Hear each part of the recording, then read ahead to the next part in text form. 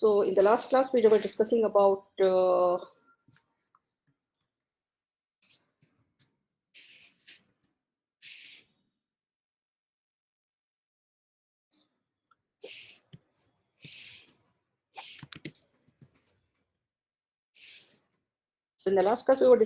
input-output management.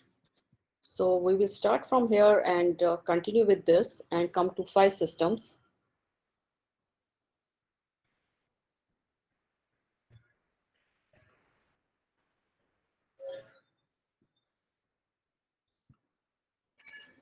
Okay.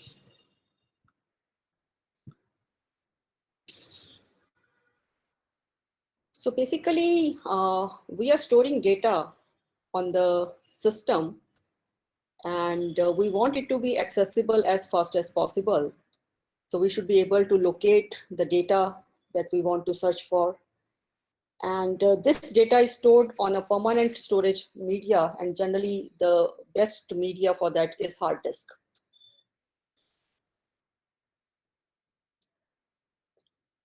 But ultimately, operating system has to remember where you stored the data and should be able to recover this data for you.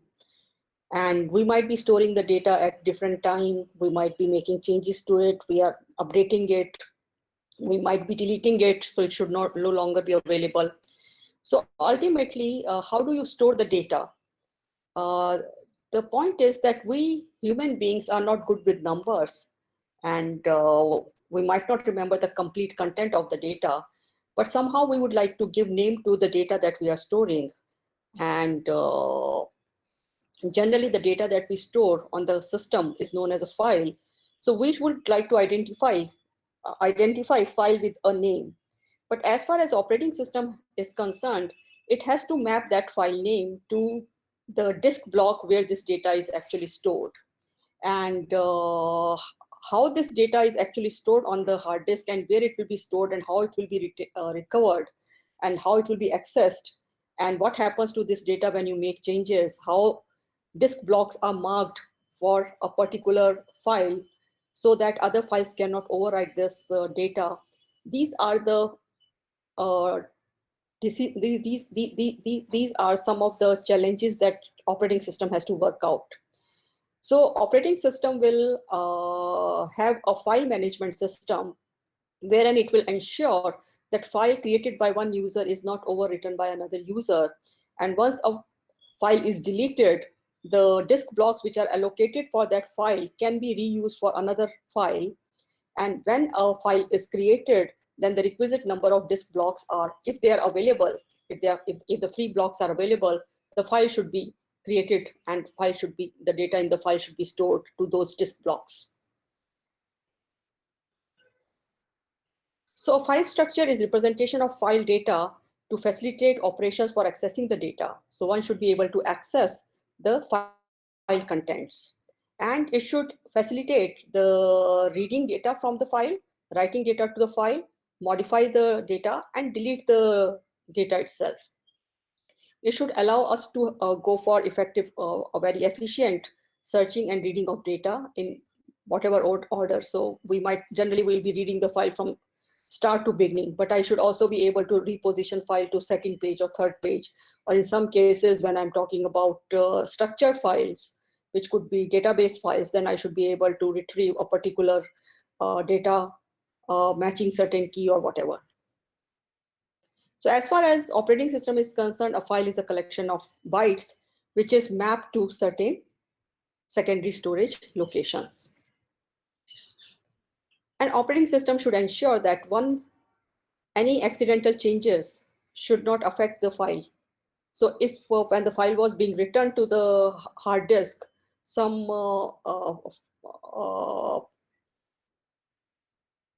power failure occurs, then the file should not be in inconsistent state. So operating system needs to ensure that. So generally, operating system will allow a user to associate a file name so as to differentiate between the different files. But the problem is that if I continuously start creating files and start storing them on the hard disk, after some time, it may be difficult for me to create new files. For example, let's say you have 6 courses which you are studying right now. And let's say every teacher is giving you some assignment and you are using your computer to store those assignments. So generally, you would like to remember the name of the file with the name, let's say assignment or ASGN or homework or home assignment or classwork. You need to memorize. So you need to associate a file name with that, and this file name has to be something from which you can actually know what this file contains. So now, if the system does not have any, so if all the files are to be stored at one place, then the problem would be, how would you name the assignment 1 of subject 1 and assignment 1 of subject 2? Generally, our tendency is not to so we'll keep assignment 1, assignment 1. So sometimes you want to give the same name to the same file, same name to the different files. But the problem is that if all the files are stored in one place, then using the same name will start overwriting some of the files and it might create problems. And then if there are too many files, then even if we list the content of the list, we only list the name of files, searching then would be becoming difficult, and memorizing what this file was for would also be difficult.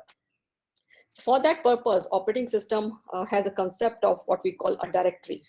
So a directory is a collection of a file, and within one directory, you can create other directory, which is known as subdirectory for that particular directory. Also, so directory structure allows us to organize the file. So I can create a directory called assignments, and within this directory I can create another different subdirectories for different subjects, and then I can create my assignment files. I can store my assignment files in those subdirectories. So this kind of organization help a user in organizing the data as per the functionality. So you can have some personal files which might be letters to your parents or letters, or you can have some institute files which might be some letters which you, or let's say your fees receipts, your grade sheets, etc., etc. And then you can have some files related to different courses where you can keep the presentations, or you can keep the course material, you can keep your homework, and even that you can organize in different subdirectories. You can have some files meant for developing projects, and so on and so forth. So the directory structure actually allows us to create a to have better organization of file. So naturally, now operating system has to keep information about the files or subdirectories within a directory. So it will create a special file in which it will write this information. So basically, directory is nothing but a special file which is created by an operating system so as to allow user for a better organization of his files. So generally, a directory will consist of multiple entries where each entry pertains to a particular file. And generally here the information will be about the name of the file, the size of the file, owner of the file, what are permissions of the file. So there and other attributes of the file, when the file was last created, when the file was last modified. And generally it will also keep some information about where this file is actually stored on the hard disk. So generally two special characters, dot and dot dot. They actually are special characters which actually mean dot means the current directory and dot dot means the parent directory. And generally this directory structure is like a tree, and root of this root of this tree is represented as root directory, and we use a forward slash in Unix system and backward slash in Windows based system to represent this directory. So directory structure can be single level directory structure. So in the single level structure, a single directory is created for each user, and then all the files of the user may be in the directory which is created for that user. So this is a simple structure, easy to quickly locate the files. But the problem is that even the user is going to create files, the same problem that we discussed, that if you want to create assignment 1 for course 1 as well as assignment 1 for course 2, then there will be a name conflict, and you will be forced to choose a different name. But when we are forced to choose a different name, then there may be so many files with similar names, and it might be confusing for the user as to what this file was meant for. So second could be a two-level directory structure in which a user is allowed to create one folder within the within his home directory, and then the user can have the same file name in two different subdirectories. So actually, when the file, let's say file name is ABC. Let's say there is a file called AB in data directory, and there is another file called AB in back directory. So now the actual name as far as operating system is concerned for this file will be AB in data. For this, it will be AB in back. So for example, for operating system, every file name is a unique file name because it will be considering the file name from the root directory of the user. So this creates a notion of path, and so path for this directory, for path for this file is user1, then go to data1. For this direct file, it will be user1, go to back. So now you can extend this two-level structure to a three-level structure in which you can create folders within folder or directories within directories. And so here the circle means the file. So as far as this file is concerned, this file is within SBIN of local of this USR. So this allows us for efficient searching and allowing groupings. So generally, the file name can either be an absolute file name or relative file name. Absolute file name is the file name with respect to the root directory, and relative file name is with respect to any node in the directory structure. And generally, this the symbol that is used for the root directory is also used as a separator between different directories. For example, let's consider this particular case. So the name of this file will be /A. Then from A, I have to go to directory C. So this is a separator here. So this is separator here.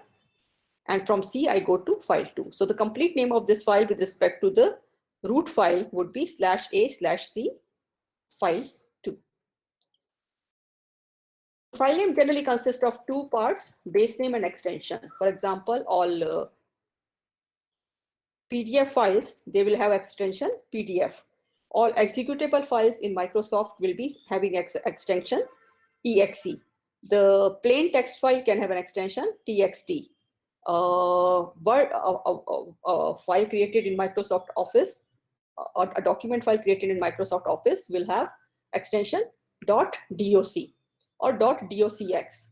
And if you go for spreadsheet presentation, the name would be .xls or .xlsx. So depending upon the application, the base name will depend upon, base name is the name given by the user, and extension will be decided by what the file is and which software has created that file. So generally, base name and extension are separated by a dot. And the extension helps the operating system to associate application which will be used for opening that file. For example, if you have a .txt file, then your gedit or vi editor will open it. And if you have a JPEG file, then the any image viewer software will be associated with that to allow you to see that file. So we discussed about this absolute file name. So if you look at all the file names of this file, the name will be /B/file1. For file 2, it will be /A/C/file2. For file 3, it will be /A/C file 3. For file 4, it will be /A/D file 4. Now we are talking about the relative file name. So let's say we are at this directory B. Then as far as file 1 is concerned, because we are at directory B, from here I can just go by using the name file 1. But if I want to know about this file 2, so I need to go to the parent directory, that is ...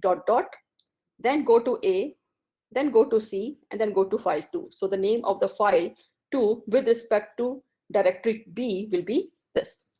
Similarly, name of file 3 will be dot dot a c file 3, dot dot a d file 4, and the directories will be, if I use this directory, dot b is for itself, and dot dot slash a, dot dot slash a slash c, dot dot slash a slash d. Okay, so this you can continue afterwards. So if you look at the name of the, generally the attributes of the file which are stored along with the file would be name of the file, owner of the file, and generally this is an identifier which will be given by the system to identify this file. Type of the file, which could be either given by an extension or by the magic number. We'll discuss about the magic number. Location, where the file is actually stored on the hard disk. What is the size of the file? What are the protection bits associated with this file? And what are the time, date, and user identification? And that's all. And generally, the operation that you can perform on the file will be creating a new file. And so creating a new file is like you are going to allocate some memory on the main memory and return a pointer to that main memory. So this main memory, which you have reserved, allocated, will actually store the file content till it is stored on the hard disk. So whenever you are saying that I want to create a new file, so basically operating system is going to reserve certain memory in the main memory. And when you start writing some data to that file, that data is actually stored on that memory buffer. And when you want to save that file, then operating system will ask you for some name, and then operating system will allocate some disk block on the hard disk and write the content of the buffer to those disk block. And at the same time, it will create an entry into the directory where you have where you're writing the file directory. And in that directory, so it will create an entry in that directory corresponding to that file, where the name of the file will be stored, owner of the file will be stored, all other attributes will be stored, and then a pointer to where the file is actually stored on the hard disk is also returned.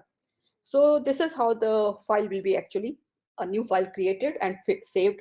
This will be the sequence for that file operation. But when you're opening a file, the operating system is actually going to look for where this file is. It will look for the respective entry in the directory, find the file name, and then try to find out where it is stored on the hard disk, then start retrieving the file from the hard disk into certain memory area and return the pointer to the memory area. So read from a file is actually then returning certain bytes from the file into the a variable which with the programmer or the user is using for that purpose.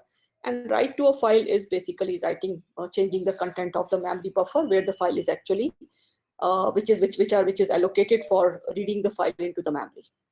Rename a file is basically just changing the entry into the hard disk, changing the entry into the directory.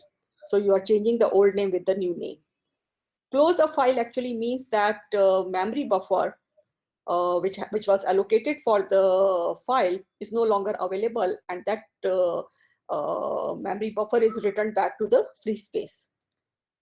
Delete a file actually means that all the disk blocks which are reserved for that file on the hard disk are now marked as free. Reposition within a file is basically changing a pointer within the memory buffer which is allocated for the file. Change owner group of a file, again they will change the corresponding attribute in the file name. Change file permissions, etc., etc. So generally create a file is supported by a system call, and this system call will expect the name of the file and whether you want to open it in binary mode or text mode, or whether you want, and what are the flag, what you want to actually do with this file name, whether you want to create or whether you want to open. Create means if the file is already existing, and if you open it in create mode, then the content of that file is lost. So old file is lost and new file is created. That is like this. Now, what we mean by binary mode and text mode. So if you look at, let me explain this because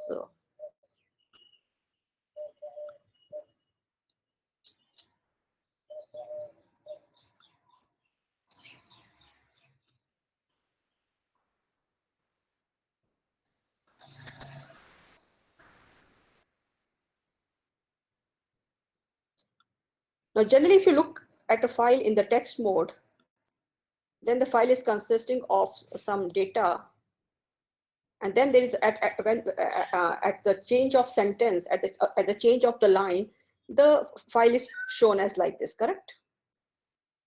So here a new line character is basically consisting of a new line as well as what we call a carriage return. I think if you look at ASCII code, one of them has ASCII value of 13 and another is ASCII value of 10. So in a text file, a new line is encoded as 2 characters, where the first character is the new line itself and the second character is change of carriage return, means you go to the next line and go to the beginning of the cursor. Whereas in a binary file, the new line is always encoded as only a single character. So if you open a binary file, a binary file, it will always show as a single file, single line. It will not show as multiple lines because there is no distinction of, the only distinction of change in line is through new line character, but there is no carriage return. So when it is displayed on the screen, so whatever editor you are using, it will actually show it as a one line. So that is the difference between binary file and the text file. Okay.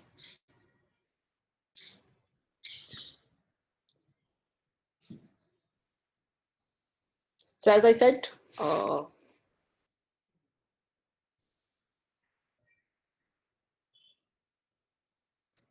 now the point is that we said that we can give the extension to a file name, but extension is only for the purpose of, so extensions are basically meant to identify which application should be used to open this file or to process this file. And so naturally, when you give an extension to a file name, you will find that in a graphical user interface, the file will be represented as a square with the logo of that application. Okay, but the operating system does not use extension to rely to determine the file, determine the application which will be used for opening that file. So generally, in all the application on the files, the very first byte identifies the type of the file, and this byte is known as magic number. So using this magic number, the operating system will identify that what is the application that should be used for this file. So for example, if you have a Excel sheet and if you change its extension to PDF, then Acrobat Reader is not going to open it. Adobe Reader or any other PDF reader is not going to open it, because from the magic byte, the operating system will assess that this is a Excel sheet, and that's how it will use a spreadsheet software to open that file. And so you can actually go, look through different files with different extensions, and you try to open it in an editor which supports hexadecimal format. And you can look at the first byte and magical byte, and you'll find that this magical byte is same across the files of the same extension. But if you change this byte to a different magical number, then operating system will no longer be able to differentiate the actual software needed to open the file. So it will try to open that file with the different extension. This is a technique sometimes people use to send a zip file or exe file through Gmail. So generally, most of the email services, they will not allow you to send an executable file because it might be a malware. So you might be trying to harm the computer of other users. So even if you change the extension, the email service provider will not be fooled by that, because they'll be also looking at the magical number. But what if you change the magical number? It can actually circumvent that. Another way, so even if I change the magical number, so can I know whether this is an executable file, whether this is a text file? Yes, one of the way to do that would be to go for checking the entropy of the file. So naturally, if you're looking at a text file will have different frequencies for different characters. So for example, vowels will be occurring more, occurring much more commonly, sorry, much more frequently than others characters. So if you look at the characters Z, character Y, not Z, Z and X, they will be occurring with very low frequency. So because of these different frequencies, the text file will have a distribution which is different from random distribution, sorry, uniform distribution. But if you look at an executable file will have comparatively more uniform distribution, like it will be approaching towards random. Uniform distribution means you cannot distinguish between the contents of the two different files. So if two files have the uniform distribution, you cannot see what could be the file type. But if the file type is showing more frequencies or more occurrences for vowel characters, or the ASCII code corresponding to vowel characters, then it is likely to be a text file. And then there are certain characters, non-printable characters, which will not occur in the text file. But if you go to the executable file, it might have all the many combinations, 0 to 255, all the combination for the ASCII characters, and the frequency distribution will be different. So because of that, the entropy of the executable files will be much higher than text files, because it is, so as you move towards randomness, then the entropy is going to increase. And as you move towards discrete structures, then the entropy, or more concrete structures, the entropy of finite structures, I do not know, which is opposite of random. So it will be deterministic scenario, it will be less. So by looking at the entropy, someone can find out whether this is encrypted data, because encrypted data is likely to be more random. And so using entropy analysis, someone can detect that you are trying to pass a zip file or encrypted file or compressed file or executable file as text file, and they can stop you from doing that. So yes, that could be an interesting thing to know. You can actually write a small program to find out what is the entropy of different file types, and can you distinguish between these by using just entropies? Yes, to some extent, yes.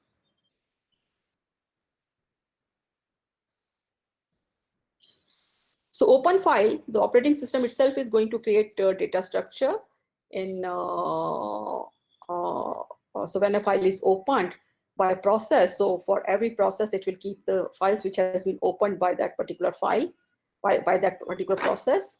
And a system-wide table will keep information about the attributes of the file and a count file. So whenever, if a file is opened by multiple processes, and if that file can be opened by multiple processes, then system-wide table will contain a field called count, which will be incremented when a file is opened. So by looking at this count field, the operating system knows how many processes are accessing this file. So if this count is equal to 0, then no process is accessing this file. So the memory buffer which is allocated to that file can now be returned back to free space. So files entry from system-wide table is removed only when the count becomes 0. So I think most of you are actually aware of these operations, so I'm just skipping them.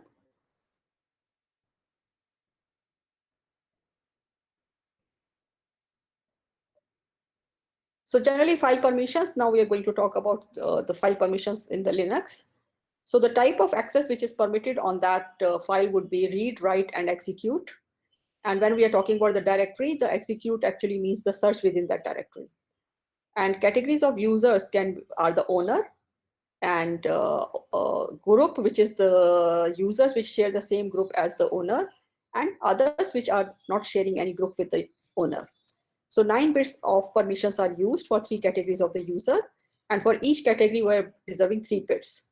So one bit each for read, write, and execute. So for example, if a file is, let's say, we want that owner should be able to read the file, write the file, and execute the file. So the corresponding bit pattern will be 111. So for a group, we want it to be able to read but not write, but allow it to execute or search. So yes, the pattern would be 101. For others, we want them to read but not write and execute. So pattern would be 100. So octal code of this will be 754. So we can say, so the very first octal code is for the owner, then for the group, and then for the others. So we'll say that's change mode 754 for this particular file. So we can do it like this. So you can actually go for this. So one of the assignment that you will be doing is that you actually try to find out how this, what are the attributes of this change mode and change owner. There are two related commands: change mode, change group. I think we did it in the first assignment. And change owner, I think you did it in the first assignment when I asked you to read about different Linux operations on different files. So in any case, okay.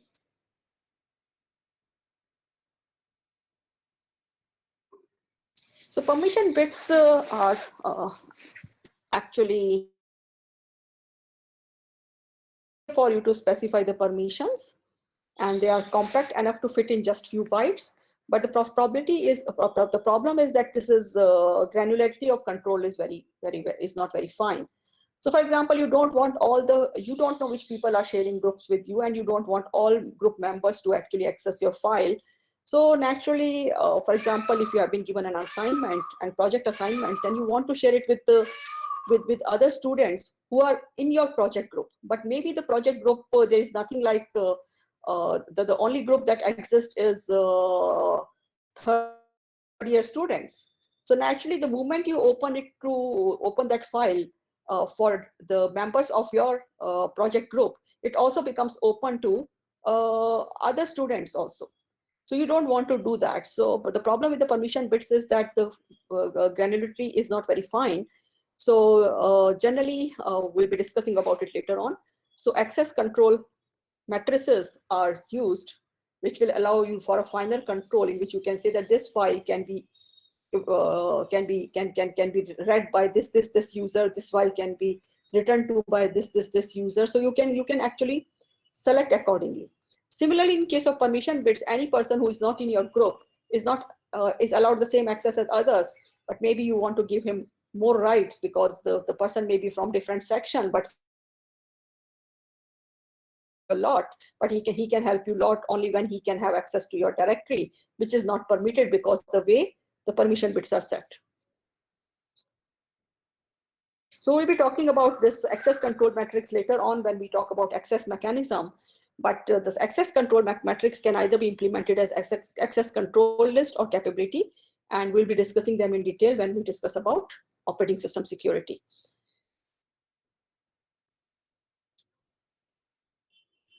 So file storage, file can either be stored on the primary memory, but that is not of much use because the primary memory is likely to be volatile. So it can be stored in a secondary memory, and secondary storage is large, but the access is lower. So we need to store the file on the secondary storage in such a manner that the access can be as fast as possible. So as we discussed in the previous class, that the smallest unit of storage on a hard disk is a sector. But generally, if you transfer sector by sector, so for accessing every sector, you have to incur the overhead of seek time and rotational delay time. And because both of these times require mechanical movement, so this will be a very high overhead. So instead of transferring a file sector by sector, we can transfer it by block, where block is, let's say, a contiguous number of sectors. So naturally, so let's say if a block consists of the 4 sectors, then you are actually reducing your overhead of seek and rotation by 75%. Why it should be so? Because if each individual sector was read, so for every sector you have to incur the cost of rotational delay and seek.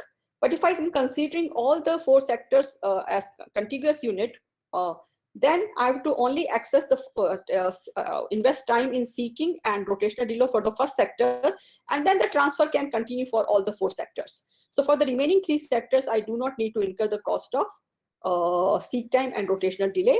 So it means the actual seek time and rotational delay will be just 25% of what would be required if I was transferring individual sectors.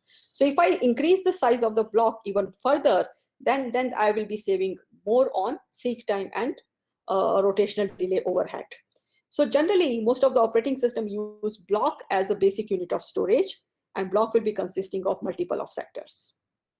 So a file or a directory will be stored as a collection of blocks. So generally, the term that used is disk block. So the type of the file allocation strategy could be contiguous, linked, indexed, or inode based. We'll be discussing for Linux. You can actually try to find out how the Windows system does that. That will be a home assignment. So disk can be considered as an array of disk blocks. This is not exactly an array, because array has a random access. So any location of the array can be accessed in same amount of time. For disk, this may not be quite true, because the access time of a block actually depends upon how far that on which track this block exists, and which sector this, and from which sector this block is starting, and what is the current position of the head. But if the block is sufficiently large, then the effect of this seek time and rotational delay can be ignored, can be not ignored, can be considered not that much detrimental to the access time. So though it is not completely random access, but still it is better than sequential access as experienced in magnetic tapes. So disk can be logically viewed as a collection of blocks. So in contiguous allocation, all the blocks which are lying one after another will be constituting one file. So this is how it is shown here. This is file 1, this is file 2, this is file 3, this is file 4, and these are the free blocks available. So the problem, so the best part of contiguous allocation is that all operating system needs to keep track of his address of the first block and the size of the file. So using the size of the file, I know that and the block size, it knows how many blocks have been allocated to this file. So once the head is positioned to the first block, then all the complete file can be accessed as the disk is rotating. So access will be much faster. So all you have to incur the penalty of one seek and one rotational delay. Also, if I want to access a random position within the file, so operating system knows that what is the size of the block.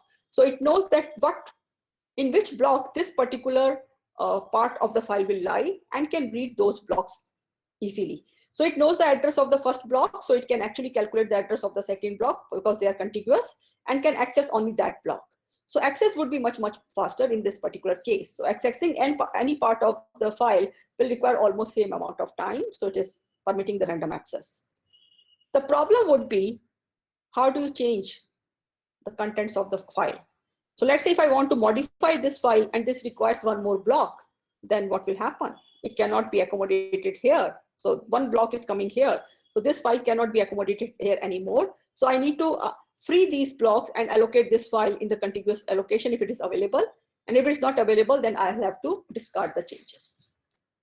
So contiguous allocation is good from the access point of view, but when it comes to changing the files, then any file modification would require you to, especially when you are increasing the size of the file, it will require you to allocate this file, may require you to copy this file to another area.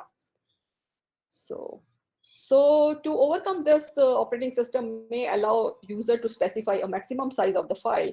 But the problem is that users are greedy. So even if they are going to create a file with only 2 lines, they might think that I'm going to expand this file and might seek the maximum size for that file. That means that the operating system will reserve many blocks for each file, and many of these blocks will remain unused. So it will lead to the wastage of the space. Another problem would be, so this is internal fragmentation. When the user is asked to create a file and user is says that my file can go up to this size, So user will the operating system is going to allocate that much memory, but most of these blocks will be empty for most of the time. So this is internal fragmentation. But external fragmentation can also come. For example, in this particular case, let's say this blue file is deleted, and then a new file is created, but one block is left unallocated. Generally, this block can accommodate only very small files, so this may not be useful. So this is your external fragmentation. So after some time, let's say this file gets modified, it occupies these two blocks also. So this block is also unutilized. So then there will be three blocks: this block, and this block, which are not contiguous and which are free. But now a file cannot be accommodated in either of these blocks. But if these three blocks were together, then the file could have been allocated. So ultimately, after a continuous use, these small unallocated blocks will start appearing on the hard disk, and that will lead to external fragmentation. So we will go for what we call defragmentation or decompaction, in which the files will be moved from one place to another place, so that all the spaces which are free come together, so that they can be used, these contiguous spaces can be used for another file. But as you can know, that defragmentation would be a very, very time-consuming process. So on your system, it will require many hours to complete defragmentation of or compaction of a disk. So another idea is that instead of going for contiguous allocation, go for linked allocation. So where each file block will point to the next file block. So so this actually solves the problem of the fragmentation. So the disk can be utilized to the last block, but the problem would be access time. So if I want to access some data in the third block of this particular file, so I need to first access the first block, then second block, then third block, and then only I can access the data. So access becomes sequential, and nth block can be accessed only after first n-1 blocks have been accessed. And there will be a small overhead because you have to store pointers, that is address of the next block within this block. So actual useful space for writing data will be slightly reduced. But of course, because it is just like your linked list, and it is where contiguous allocation is analogous to an array, a linked file organization is analogous to a linked list. So you can actually change the size of the file very easily, insertion and deletion. But access is a problem. Also, if one of the pointers get corrupted, so this may point to some other block which is belonging to some other file. So it could actually lead to security issues, as well as it can corrupt the data.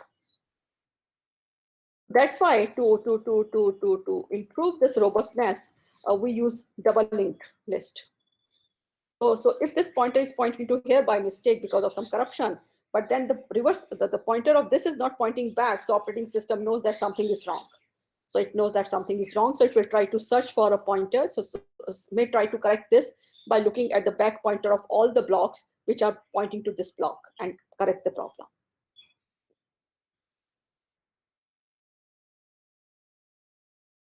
I'll take a small break here.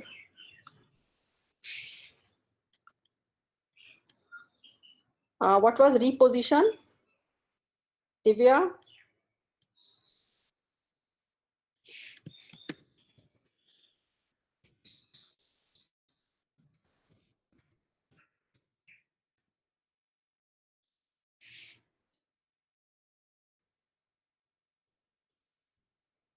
Divya, can you tell me what you mean, what you want to know about reposition?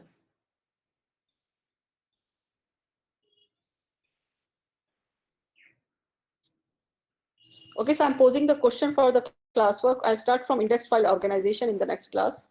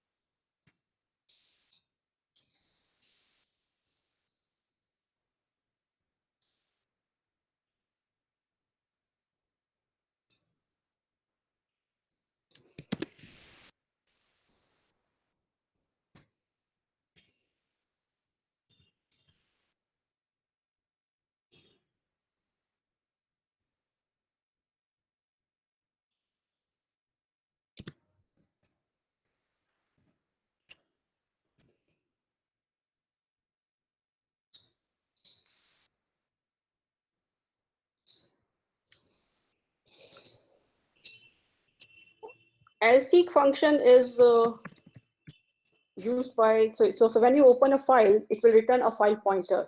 So lseek function will use file pointer. Okay, and then you specify an offset, and then you give a parameter which tell you what is the position from which you want this offset. So this position could be current position, it could be start of the file, or it could be end of the file. This is how the lseek function is used. So for example, if I open a file fp equal to fopen, the name of the file cat could be, let's say, test.c. I use it in the read mode only. Then lseek function is now there are two things. One is known as seek function, I think fseek, and another one is lseek. Sorry, fseek. I don't know, it is fseek or simply seek. You have to check in the C directory. And one is lseek. So generally, lseek function is the function. Fseek is a library function, and lseek is a system call. So library function is the function which is available in your C library, and lseek function is part of your operating system. So fseek will make call to lseek. For example, the same thing is true for fopen and open functions. So fopen is a library function, and open is a system call. So when if I open a function, then I can say lseek or fseek, whatever you want to say, fseek for fp minus 5 from, then there are some constant seek, set, seek, and or seek. I think seek current, seek. I think seek and is the function. So I want to go to the and from and I want to have an offset of -5. So I'm at the 5 bytes away from the end of the file. So this is how you actually use this function. So you can look for more by using man fseek and lseek. You can actually try to see that, or you can look for online. So please answer the question on the attendance. So I'll be stopping from now, and we'll start from here in the next class. Have a good day.